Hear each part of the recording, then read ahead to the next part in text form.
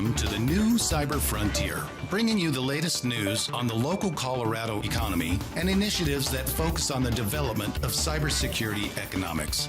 You don't have to be a computer or cybersecurity expert to get plugged in. Your host, Chris Gorog, brings it straightforward, asks the tough questions, and brings the cyber world to a level of understanding for everyone. Chris is personable and opens up with our guests on the issues we all would like to see addressed. You can find us on the web at www.newcyberfrontier.com. Now join our host as he introduces the topic for today's New Cyber Frontier. Welcome to today's episode of New Cyber Frontier. Our guest today, Dr. Elon Kaplan, is the CEO and founder of Cytegic, which is a combination of cyber and strategic. So welcome today, Dr. Kaplan. How are you? Thank you very much. How are you, Chris? Not bad. So you are in Tel Aviv, correct? Yes, this is where our R&D center is, and we have our business front in New York City as well. Okay. Yeah, we hear so much about Israel and Tel Aviv. We had Manny Barzilay on at the Cyber Symposium event. He spoke, just an amazing speaker. I'm not sure if you're familiar with Manny, but a great guy. Yeah, I think that we have a very vibrant community here in Tel Aviv, naturally coming from some of the business as well as the military background that we have around here, and it's rather intensive and a bit competitive, if you ask me, the cybersecurity arena here. Oh yeah, so get very competitive. I just know you have a great ecosystem, and I've seen all the different companies out there, so it's getting competitive. That's an interesting insight as well.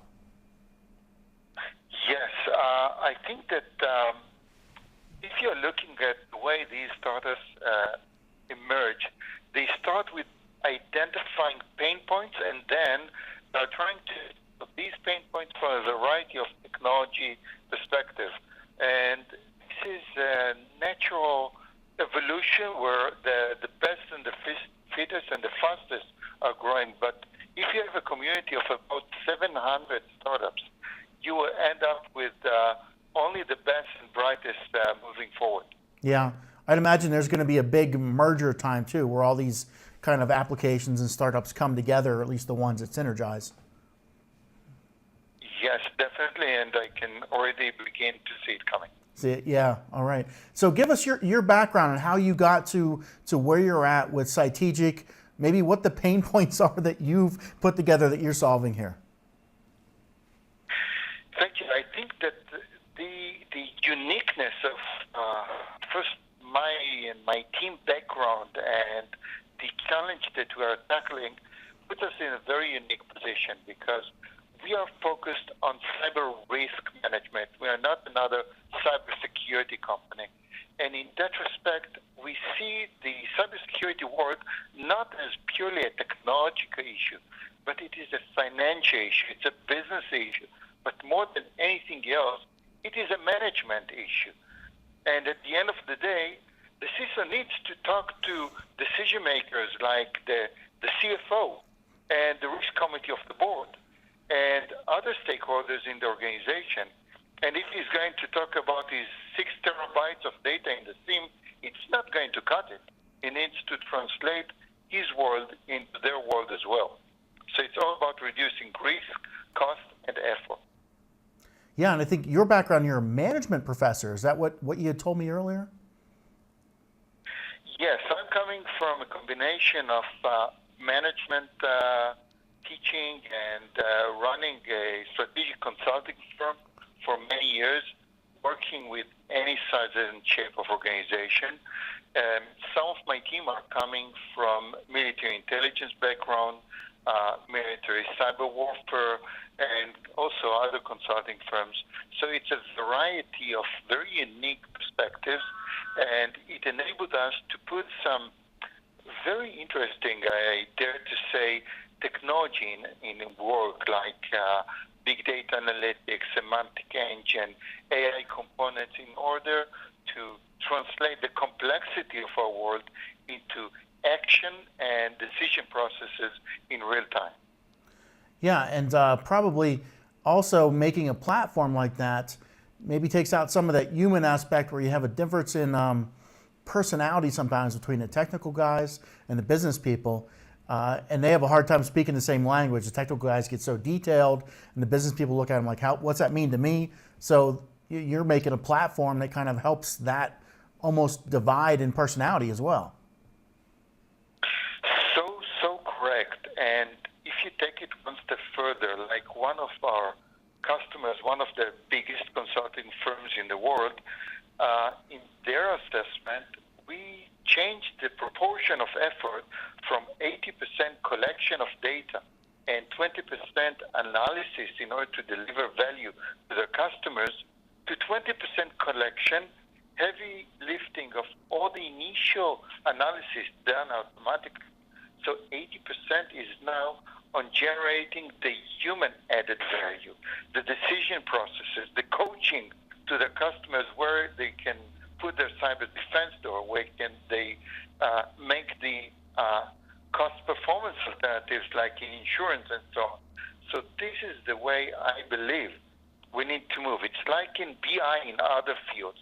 It's no longer to fly the company by the seat of the pants. Mm-hmm. We need to do data-driven decision processes, and this is exactly what we do. Interesting. Well, let's take a break real quick. We'll hear from our sponsors. We'll be right back talking to Dr. Elon Kaplan. We'll be right back with the rest of today's show right after these brief messages from our sponsors. Cyber Resilience Institute helps build strong cyber communities designed to prevent members from attack.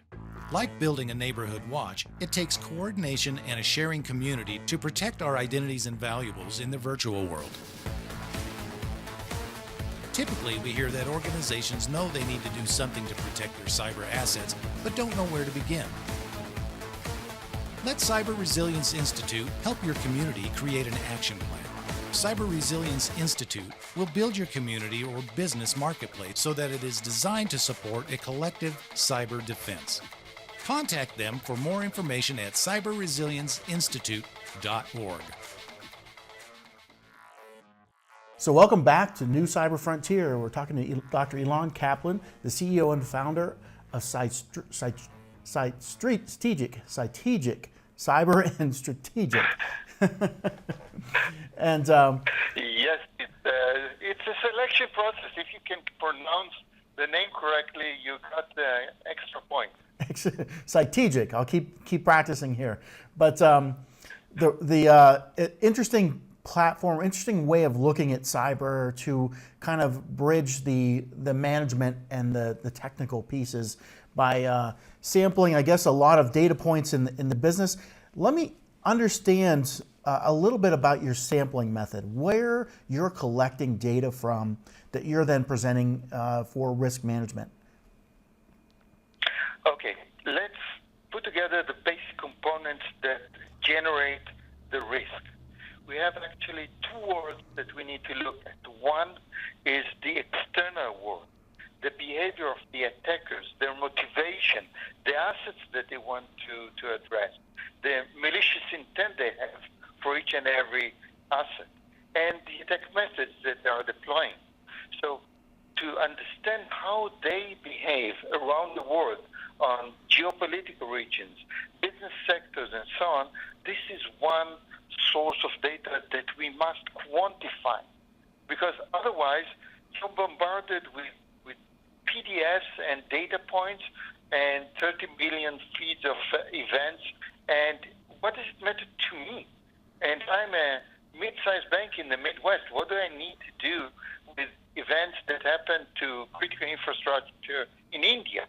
This is how we need to quantify one source.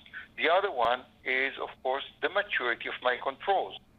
And we are looking today at 50 categories of controls. You know, the infrastructure, preventive, detective, of course, people, process, technologies. But the big thing there is, how do I validate? Not just to ask people to what extent you like your firewall, your WAF or not, or anything. How do I put in rapid technology analysis of the validity of my assessment? And after I did both quantification, which is technically driven, automatically computed, threat landscape and security posture, only then I can correlate them against the business assets of the organization. By doing this correlation with some AI components, I can derive not only the risk profile, but also, and I must to have the financial impact associated with that level of risk. So this is the process that the cyber risk officer is faced with. But as some of my best friends tell me, I'm faced with a mountain and a teaspoon to remove it. Mm-hmm. So we changed the teaspoon into a big D9 that can really move mountains. Okay, so I heard two kind of an external data source, which is kind of like a threat intelligence collection, I guess, from different ISACs or ISALs or US CERT or something, and then an internal where you're monitoring, I guess, SIM type of inputs across the enterprise. Is that correct? Actually, when looking at the internal part, we are doing a small, different approach.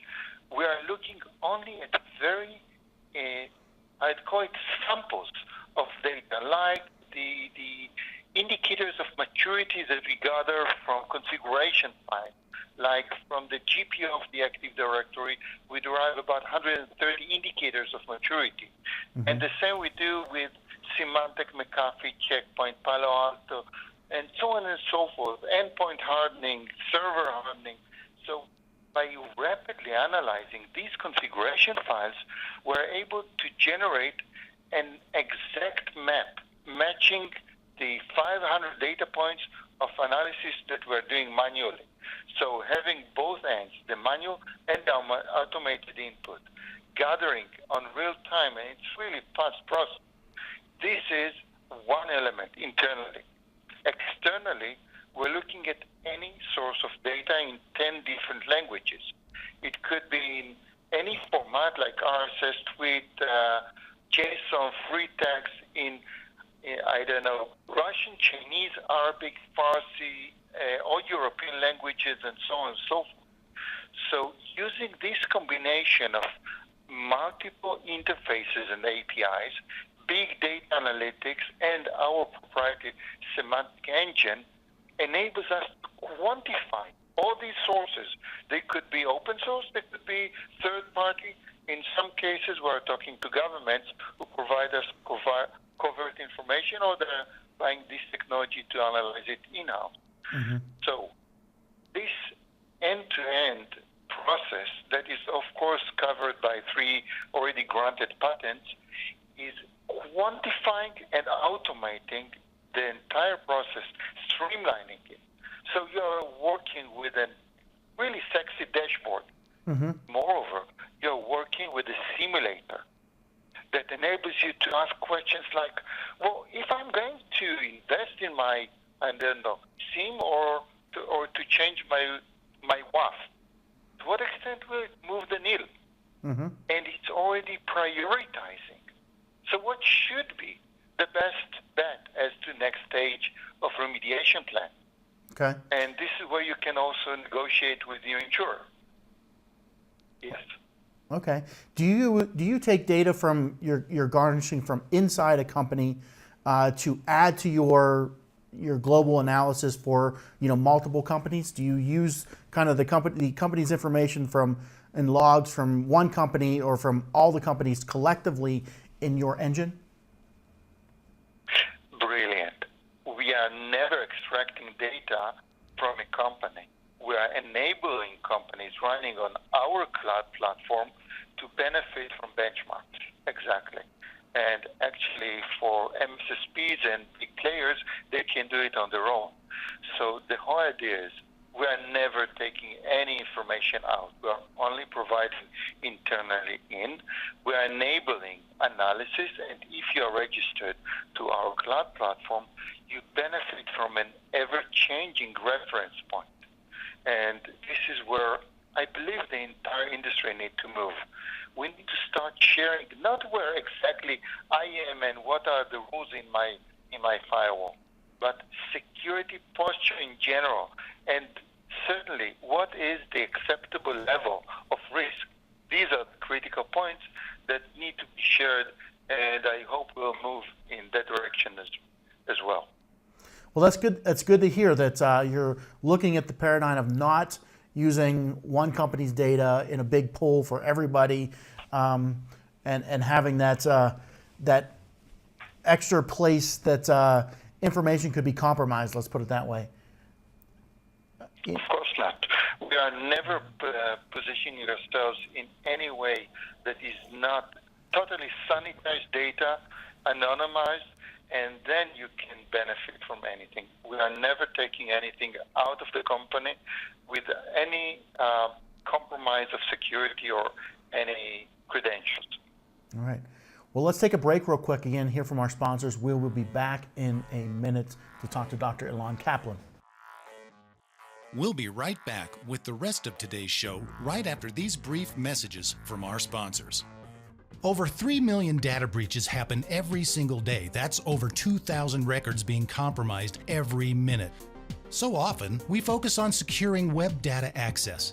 But what if the attackers are already inside, having gained direct access to your storage through data management software? When it comes to communications that go directly into your storage devices, make SNIA your first line of protection. SNIA's conformance testing limits outdated communications that are known to be used by attackers. It works continuously behind the background to make sure your storage is protected. To find out if your data is truly secure, visit our website at www.snia.org/cybertest. So welcome back to New Cyber Frontier. We're speaking with Dr. Elon Kaplan, the CEO of Cytegic. Got it right this time. We talked about visibility data, your feeds, where you're getting things. I want to step back a little bit and kind of get your take on the top 3 things that you see as the major problems in cyber, or that you're addressing with your efforts that companies are facing today. Sure. I think that we need to start with the money. And the biggest issue there is to optimize our security cost and security planning. We are not in a world where we even can imagine to have all the budget that we want, and we need to answer a lot of tough questions. And there is a must for every CISO to be able to talk to non-technical people, to translate investment into dollars and cents and inputs. This is one challenge that I can elaborate how to address it. The other one, which is taking more and more weight for all of us, is the abundance of standards and regulations. If we just look at the outside world, outside of the United States, there is a revolution of the GDPR. And every company in Europe must comply with it. It is not exactly security, it's privacy. Security is just one component of it. But to be faced today with the NIST 853 and the NIST CSF and the HIPAA and the PCI DSS and all of, we are spending days and tons of money on working for the standards instead of the standards to work for us. And the translation between them is an absolute must, of course, for internal and external auditing. And the third challenge, if we're looking at one of the biggest risks any mid to large company is faced with, is the issue of the third-party risk. We're inheriting risk from everybody that we work with, and I don't need to mention examples like Target or the latest event where the F-35 planes were stolen from an Australian vendor of the industry. We know what we are faced with. If we are looking at large corporates, they are working with thousands of external parties. How do I get the clear picture of the third-party risk assessment? Not guessing, but validating the picture that I get from them, translating it into the acceptable risk level, and managing the entire ecosystem. In my mind, this is one of the biggest challenges that we are faced today, and it will get more and more weight in the near future. I wonder how much that the third-party risk and the second one you mentioned, the standards, I mean, they seem so related. It's like if you can say that your third parties follow or meet or in compliance with the standards that they should be, then we should be able to not really worry about the third-party problem or just use it as the standards problem.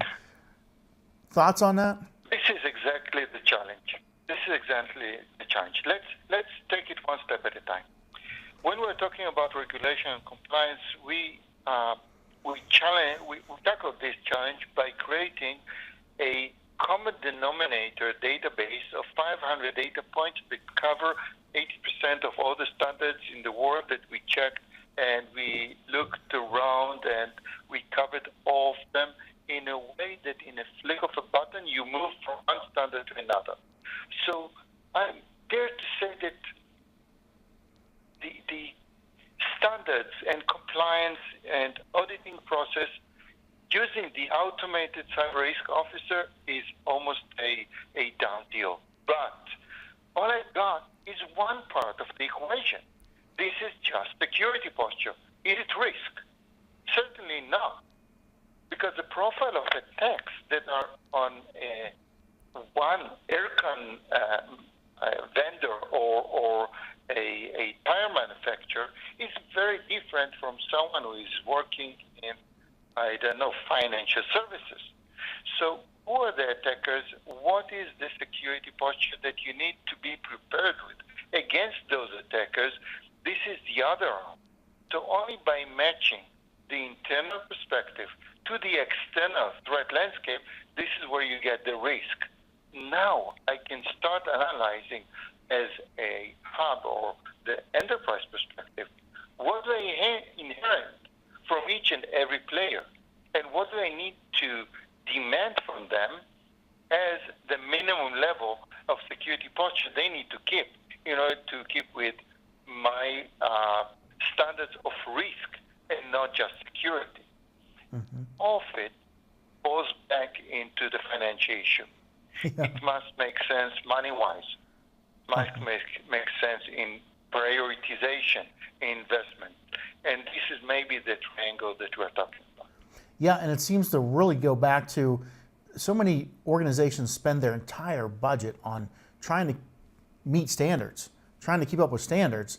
And then there's not much, or there's not the ability to say, okay, now let's work on some best practices. Do you help with that kind of balance with what you're doing? I think that you hit a very important point there. To keep with the standard doesn't help you so much when really things get worse. Because you remember, to be PCI compliant doesn't really help a lot of companies that were at time. Mm-hmm. And so is HIPAA and so other standards. So it is, in my mind, just the first step. It is something that should help us to look at the world from a different perspective. But now is the hard work. Now is the priorities. Now you need to think, okay, so what do I do to change it? And, the most important part, we tend to be focused on technology, but it's all about people. About 80% of attack vectors begin with social engineering. So where do we put the organizational perspective into play? Mm-hmm. Where do we put the management awareness and how we tie our efforts into the business into play? If we're just going to try and stick to the technology, it will not help us. We need to see the entire perspective. Now, by translating the entire landscape into when I walked in a boardroom, I know that I have 3 seconds, 3 colors, and show me the money. That's it. Mm-hmm. They're not going to talk to me about technology. Most of them don't even understand it, but they want to see, can I compare this investment to investment in, I don't know, the bicycle shop. This is where I am faced with. And to provide them with clear understanding, what should I do? For example, M&A. When a company is faced with a decision to buy or not buy another company, they're doing risk analysis of everything, financial, people, technology. But now we need to do a rapid assessment of the risk that I'm going to get by this acquisition. And just recently, one of our companies, they did a very rapid third-party risk assessment of a potential M&A, and they invested more than $200 million on buying a company based on this risk assessment. And the same goes to every decision, like moving CRM to the cloud. It's a purely business decision that need to be matched with the good support of the CISO in decision processes. And this is where the technology comes to play, to enable the security people to use the right data for rapid simulation of future behavior based on threat landscape and security posture continuously. Okay. So if let's take that example. You're walking into a boardroom and they say, show me the money. Tell me what value add in 30 seconds that you're offering to that company in that situation. The most important thing is focus on the business assets and the business units. Per business asset and per business unit, we can see how much we need to insure and to hedge, and how much we need to invest in reducing the risk level into the acceptable level. We talk purely business. We talk purely money. And it enabled one of our customers to renegotiate their insurance. And this is another emerging force, the cyber insurance. And we are able to show the insurer how much the customers need if they are under or overinsured, but also what is the level of good practice that they keep in maintaining acceptable level of risk.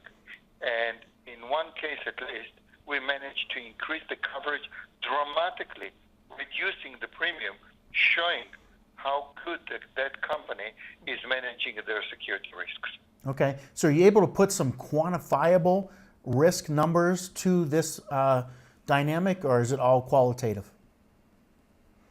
It is quantitative. Everything that we do is translated into numbers. These numbers could be either the level of compliance or the financial impact in dollars and cents associated with the risk profile, catering for the differences between businesses, geographies, business sectors, specific assets, and so on. So you can go all the way down and ask, in my business unit, to what extent the risk for my client's database is translated into numbers that I need to correlate with the cost. And by the way, this is a small secret that I would like to share with you.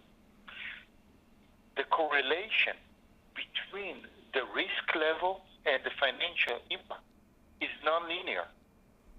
If you are above a certain number, it is better to reduce and to invest. If you are below that number, it is more cost-effective to insure, because you're not going to get a lot of bang for the buck. So by introducing this way of approaching the entire decision processes, I'm translating our discussion into what boardrooms are used to see. Yeah, this sounds like an interesting approach. Wrapping up here, give our listeners a way they can get a hold of you. And I think you had a special offer that you were gonna put forth, that if you heard about this on this show, but go ahead and give out the information on how somebody can get a hold of you and engage with you. The simplest thing is log in to www.cytegic, cytegic.com, or send me a note to elon.kaplan@cytegic.com directly to me, and put in the code NCF-acrom, NCF-Automated Cyber Risk Officer, and you will be granted a free month on our very unique Automated Cyber Risk Officer platform in the cloud for free. So it's one free month of $5,000 a month worth usage. You can run your own assessment. You can get your own security posture analysis and compliance reports. It's going to be fully fledged for the users. We're going to send this code. All right. And the code again is NCF-ACRO. And send that code to Elon, Dr. Kaplan, or through their web interface to get that special offer. And you could take a look at it either on your own time or get some support from the company there in the cloud. And we definitely thank you for putting that out on our show. I'm not going to put that out in written form anywhere, just from listening to the show or watching it on the video version. So thanks a lot for joining today, Dr. Kaplan. My pleasure, and thank you so much for a very exciting conversation with you. All right. You have a great day. You too. All the best. Bye-bye. Bye. The views or opinions expressed during this podcast are not those of Colorado Technical University.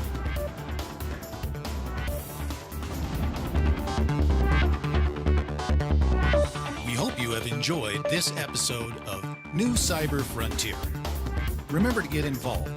Often we think that someone else will handle privacy and security in the virtual world, but you are the only one truly in command of your virtual fate. Join our mailing list so we can keep you informed of breaking news and new releases. If you have an idea, if you have a question that you would like to hear answered, or if you want to get involved with our efforts, reach out to us at newcyberfrontier.com. We also encourage you to visit our sponsors' links, as they are the ones that really make this show possible. I want to thank each of you for supporting the show, and we look forward to seeing you back for the next episode of New Cyber Frontier.